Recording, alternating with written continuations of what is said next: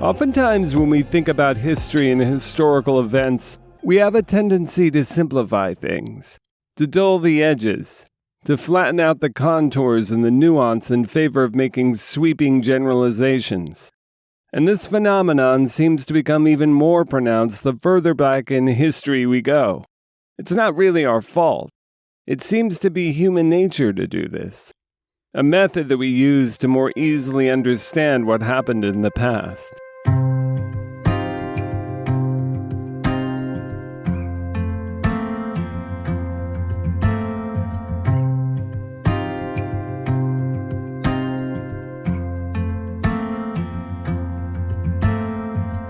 But just like the world we live in today, the past was not so black and white. For me, this gray area is what makes history so fascinating. It's this muddiness that brings the past to life.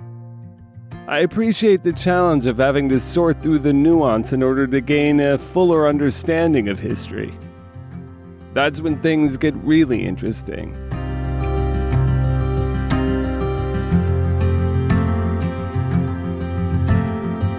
When it comes to the Salem Witch Trials, our generalizations often lead us to a fairly straightforward conclusion.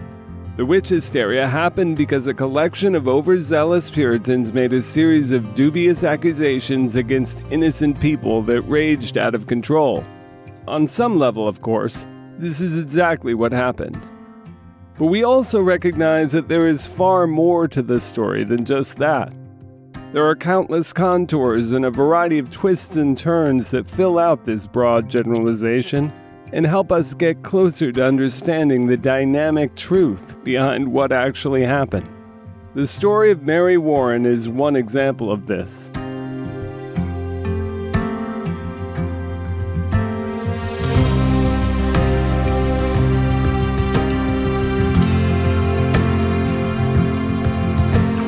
Mary was a 20-year-old indentured servant who worked on the farm that John and Elizabeth Proctor leased on the outskirts of Salem, in what we now know as Peabody, Massachusetts. And Mary's experiences during the early days of the witch hysteria provides us with some valuable insight into the tormented and often duplicitous minds of those involved in these tragic events. The Proctors were a relatively prosperous family. John had immigrated to Ipswich, Massachusetts from England with his family when he was a young boy, and his father had flourished in the New World. John continued to build upon his legacy, eventually moving to Salem in 1666 to operate a farm and establish a tavern, which his wife and older daughters ran. Elizabeth was John's third wife. The two were married in Salem in 1674. John's previous two wives had died in childbirth or shortly thereafter. Over the course of his lifetime, John fathered as many as 18 children with his three wives. Elizabeth, whose maiden name was Bassett, was the granddaughter of a Quaker woman who was known in her community as a healer. It was perhaps because of this status that Elizabeth's grandmother endured her own witchcraft accusations, which she was acquitted from decades earlier. But in the midst of the dark and frigid early months of 1692, strange things were happening in Salem, the beginnings of events that we continue to try to understand today.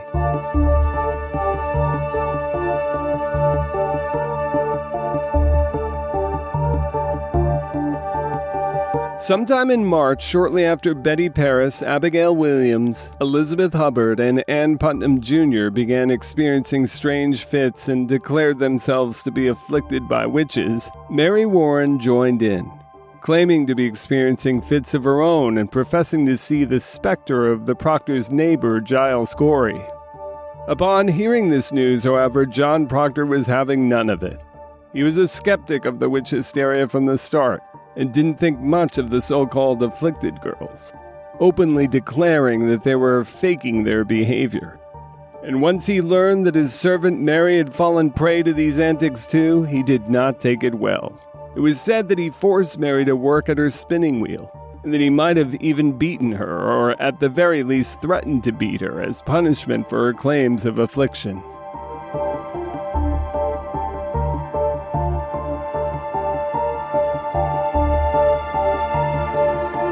Whatever threats or actions John Proctor took seemed to have their desired effect, at least at first. Mary Warren's condition suddenly improved, and by the beginning of April she pinned a note to the meeting house door asking for prayers of thanks.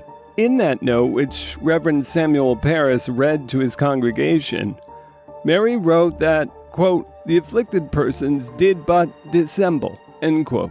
It seemed that Mary had now taken John Proctor's position on the matter, openly declaring to the community that she believed the other afflicted girls to be faking their conditions. Perhaps predictably, the afflicted girls did not take too kindly to Mary's words and lashed out against her. Would Mary soon find herself accused of witchcraft as well?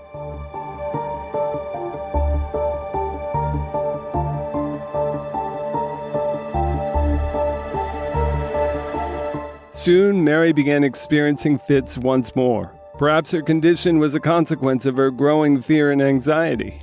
She knew that her master John Proctor would be angry at her claims of affliction, but she must have also known that she had angered the other girls who claimed to be afflicted with her letter on the meeting house door. Perhaps Mary felt that her safest course of action at this point was to go on the offensive. Whatever the case, Elizabeth Proctor and soon her husband John both found themselves accused of witchcraft. At first by Abigail Williams, but soon after by many others as well.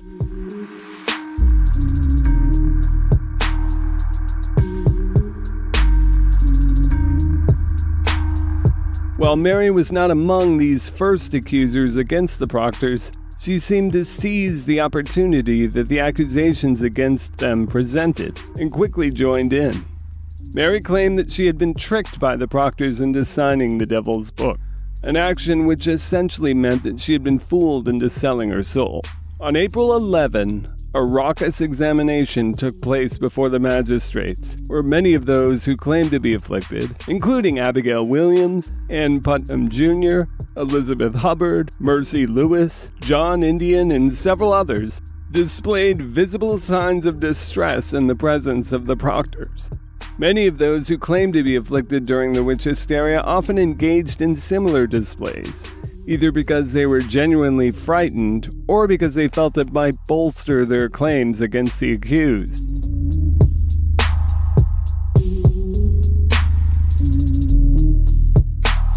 Toward the end of this examination, both Abigail Williams and Ann Putnam Jr., two preteen girls, attempted to strike 42-year-old Elizabeth Proctor, presumably because they had been driven to by their afflictions. Reverend Parris, who was taking notes at the meeting, wrote the following about what he had witnessed that day. Quote, "When Abigail's hand came near, it opened, whereas it was made into a fist before, and came down exceedingly lightly as it drew near to said Proctor." The Reverend then wrote that once Abigail's fingers made light contact with Elizabeth Proctor's face, the girl immediately cried out that her fingers were burning.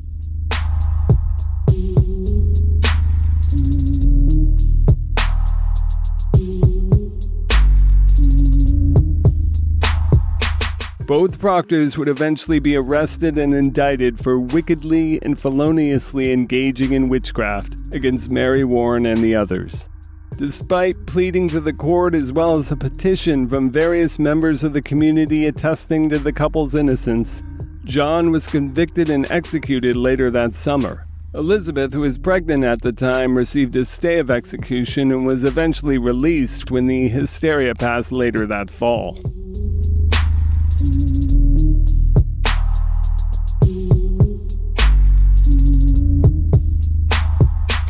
The Proctor's case is similar to many of the other cases that took place in Salem during that tragic year.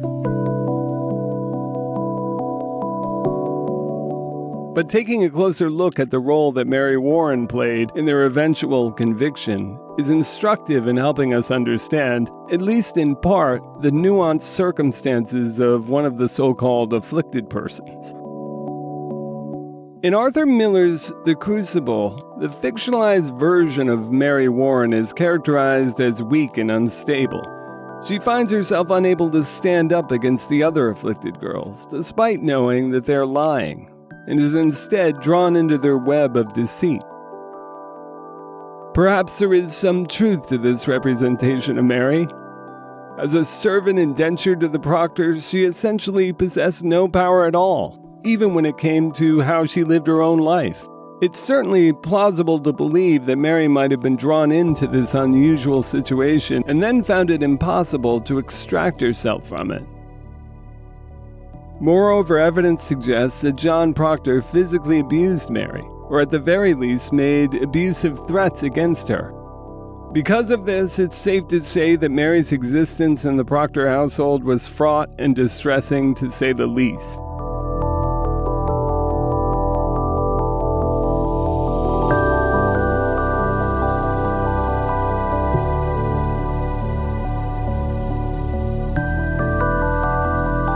What might that abuse have led Mary to do when the opportunity presented itself? Or what if Mary, like so many others in Salem that winter, had been entirely transfixed by the girls who claimed to be afflicted? One can imagine the unprecedented well of nervous excitement that must have accompanied the remarkable news about the so-called afflicted girls. Perhaps upon learning more about these afflictions, Mary suffered from conversion disorder, or what we used to call mass hysteria, causing her to experience similar symptoms of her own. It's certainly plausible that a young woman in Mary Warren's position could find herself entirely taken in by such frightening circumstances, particularly given the fact that she, like the other girls who claimed affliction, had so regularly experienced the fiery sermons of Reverend Paris, which must have stoked their own fears about the devil and what he was capable of doing.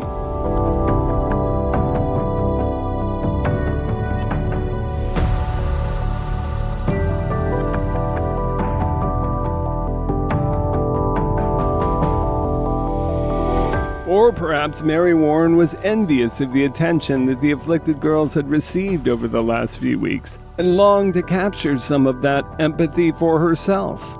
After all, being a psychologically and potentially physically abused indentured servant put Mary in a very unenviable position within the community.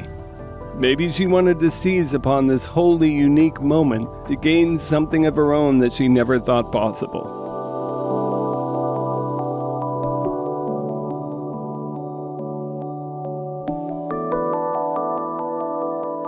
Of course, Mary left no record of what she was thinking at the time.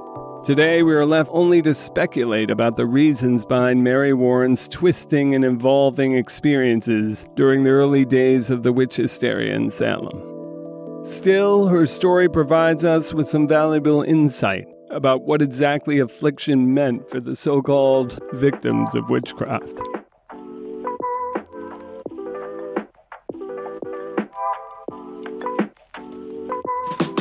Mary's story gives us a clear example of just how transitory these afflictions could be. And while we will never know exactly what happened, the answer is likely not so black and white.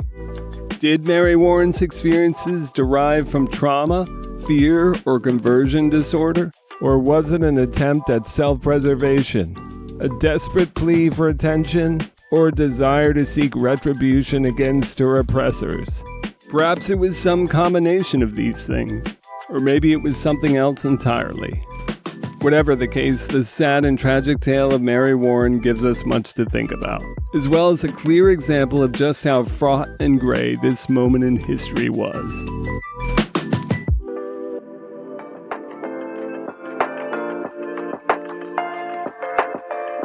Thanks for joining us. We'll see you next time.